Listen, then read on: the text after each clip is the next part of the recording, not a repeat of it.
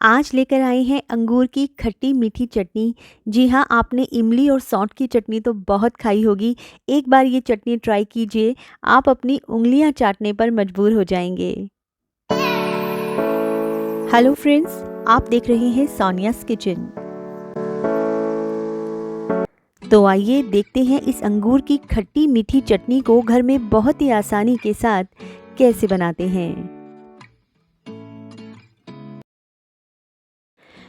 तो यहाँ पर देखिए मैंने अंगूर ले लिए हैं। तो ये 2 पोर्शन में दोनों सेम क्वांटिटी के अंगूर हैं और यहाँ पर मैंने इनको बहुत अच्छे से धो लिया था। तो ये जो अंगूर आजकल आ रहे हैं काफ़ी थोड़े से खट्टे हैं। तो ये सेम पोर्शन है और सेम पोर्शन ही मैंने देखिए यहाँ पर गुड़ का लिया है। तो गुड़ का और अंगूरों का पोर्शन सेम है, लेकिन अगर आपको मीठा कम ज़्यादा करना है तो आप अपने हिसाब से कर सकते हैं। तो चलिए अब हम इनको बनाना शुरू करते हैं।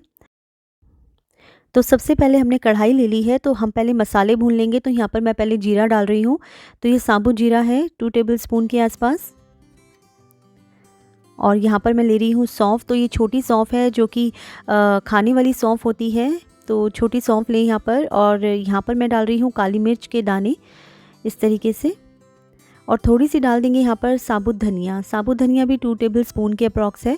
तो बेसिकली हम मसालों को रोस्ट कर रहे हैं। यहाँ पर आप पिसे हुए मसाले भी डाल सकते थे, लेकिन इनकी जो बात होती है, जो इनमें खुशबू आती है और जिस तरह से इनका ग्रेस निकल कर आता है, तो वो ऐसे ही अच्छे लगते हैं। तो ये देखिए हल्के से दरदरे हो गए हैं, खुशबू आने लगी है। अब गैस को बंद कर देंगे और इनको हम एक बर्तन में निकाल लेंगे। और इसमें निकाल कर हम इसको थोड़ा सा ठंडा होने के लिए रख देंगे। बाद में हम इनको पीसेंगे, गरम गरम नहीं पीसेंगे। ये देखिए इसको मैंने अलग से निकाल दिया है। अब यहाँ पर ले लेते हैं जार। तो ये एक पोर्शन अंगूर, जो मैंने 2 पोर्शन दिखाए थे, एक पोर्शन अंगूर हम इसमें पीस लेंगे। इसका एक महीन सा यहाँ पर सॉल्यूशन बना लेंगे। ये देखिए, तो बस 1 से 2 राउंड ही लगते हैं, काफ़ी सॉफ्ट होते हैं, बहुत आराम से पिस जाते हैं ये देखिए आप। इसको भी हम एक अलग बर्तन में निकाल लेंगे। तो ये देखिए इसका टेक्सचर कुछ ऐसा आया है, थोड़ा सा रफ़ सा, पर इसकी रफनेस में ही इसकी रिचनेस है। तो ये देखिए इसको हम अलग रख लेते हैं।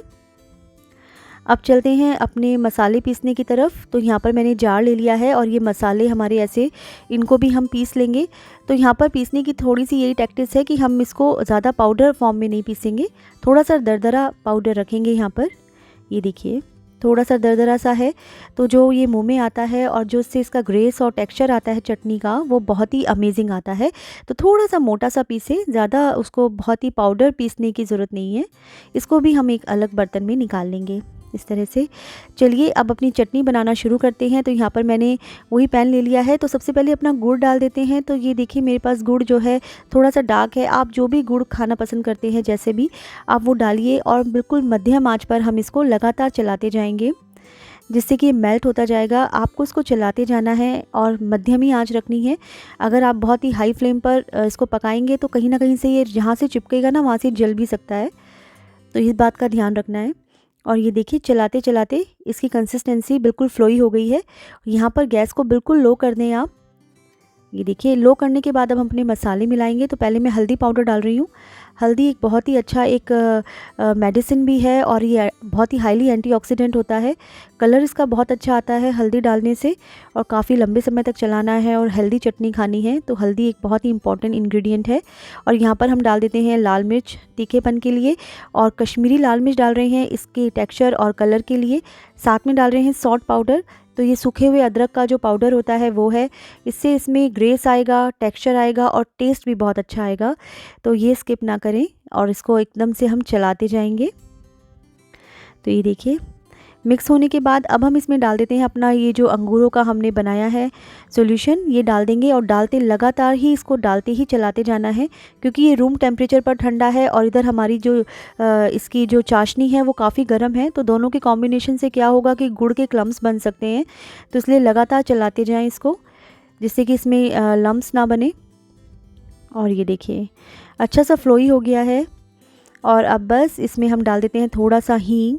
हींग से इसका बहुत अच्छा पाचन शक्ति बढ़ जाती है। और थोड़ी सी दालचीनी डाल दी है। और इस तरह से हम इसका जो अंगूरों की वजह से इसमें जो पानी आया है उसको हम जलाते जाएंगे और हमारी चटनी का जो टेक्सचर है वो धीरे धीरे से गाढ़ा होता चला जाएगा। कलर तो आप अभी भी देख सकते हैं इसमें कितना बढ़िया कलर आ रहा है। और ये देखिए इस तरह से पकती जाएगी धीमी आंच पर। अब हम डाल देते हैं नमक। तो नमक में सेंधा नमक डाला है और साथ में डाल रही हूँ काला नमक। आप अपने हिसाब से नमक की क्वांटिटी कर सकते हो। और इसको बस ये देखिए चलाते चलाते काफ़ी गाढ़ा सा हो रहा है ये धीरे धीरे। हल्का सा इसको थोड़ा सा गाढ़ा करना है हमें यहाँ पर। और अब हम इसमें अपने वो मसाले डाल देते हैं जो कि हमने पीस के रखे थे, ये भी सारे इसमें डाल देंगे। अब आप देखेंगे इसका जो दरदरा टेक्सचर आता है वो इस मसालों की वजह से आता है और इसकी रिचनेस जो बढ़ जाती है एकदम से, ये आप देखेंगे।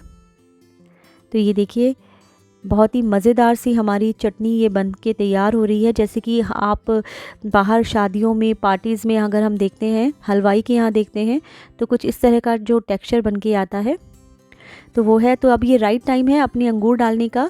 तो यहाँ पर हम अपने अंगूरों को ऐसे डाल देंगे और अंगूर डालने के बाद इसको थोड़ा सा मिक्स करने के बाद हम इसको ढककर 2 से 3 मिनट के लिए पकाएंगे। तो ये देखिए अब मैं यहाँ पर इसको ढक देती हूँ। मैं यहाँ पर इसमें एक चीज़ भूल गई थी, तो मैंने 1 मिनट में ही इसको खोल दिया था और उसमें देखिए आप अंगूर एकदम से थोड़े से फूल भी गए हैं। तो यहाँ पर मैं डाल रही हूँ अमचूर का पाउडर। अमचूर का पाउडर थोड़ा सा खटास तो देगा ही, क्योंकि इसमें जो थोड़ा सा ज़्यादा कॉम्बिनेशन हो जाता है गुड़ का। अगर इसमें नहीं है आपके पास अमचूर का पाउडर तो आप यहाँ पर चाट मसाला भी डाल सकते हो। अगर कुछ भी नहीं है तो ऐसी कोई ख़ास ज़रूरत भी नहीं है, लेकिन थोड़ा सा खटास, खट्टा मीठापन सा आ जाता है, इसलिए मैंने इसमें डाल दिया। और अब हम इसको ढक देंगे और ढककर हम इसको 2 से 3 मिनट के लिए प्रॉपर पकाएंगे मीडियम फ्लेम पर। तो यहाँ पर देखिए 3 मिनट हो चुके हैं और ये देखिए बहुत ही गाढ़ी सी हमारी ये हो गई है हमारी जो चटनी है। और अंगूरों को आप देखिए, इसकी पहचान यही है कि जो अंगूर होते हैं ना, पहले तो फूल जाते हैं, उसके बाद ये श्रिंक होने लगते हैं, यानी सिकुड़ने लगते हैं। ये देखिए आप, तो ये इसकी पहचान होती है। यहाँ पर बस आपको लग रहा होगा कि बहुत ही फ्लोई सा है, लेकिन ऐसा नहीं है। जब आप बहुत देर बाद इसको देखेंगे गैस बंद करने के बाद तो ये काफ़ी ज़्यादा गाढ़ी हो जाएगी। तो यहाँ पर हम अपनी गैस को बंद कर देंगे और बंद करने के बाद जब ये रूम टेम्परेचर पर ठंडी होगी तब इसको देखेंगे। अब यहाँ पर देखिए आप, ये ठंडी हो चुकी है बिल्कुल रूम टेम्परेचर पर। मैंने इसको फ्रिज में बिल्कुल नहीं रखा और ये देखिए आप, ये बिल्कुल बहुत ही फाइन सा टेक्सचर आया है। जब ये रूम टेम्परेचर पर ऐसी हो जाए ना तो समझो हमारी चटनी जो है वो बिल्कुल परफेक्ट बनी है। तो ये चटनी आप ज़रूर ट्राई कीजिए और इसको आप पूरी के साथ, पकौड़ों के साथ, जैसे होली आ रही है तो दही भल्लों पर जो चटनी डालते हैं ना, उसकी जगह भी आप यही चटनी इस बार ट्राई करके देखिए, आपको बहुत मज़ा आएगा। और 1 से 2 महीनों तक आप इसको फ्रिज में बंद करके रख सकते हो। होप मेरी आज की वीडियो आपको पसंद आई होगी। पसंद आई है तो लाइक कर दें, शेयर कर दें।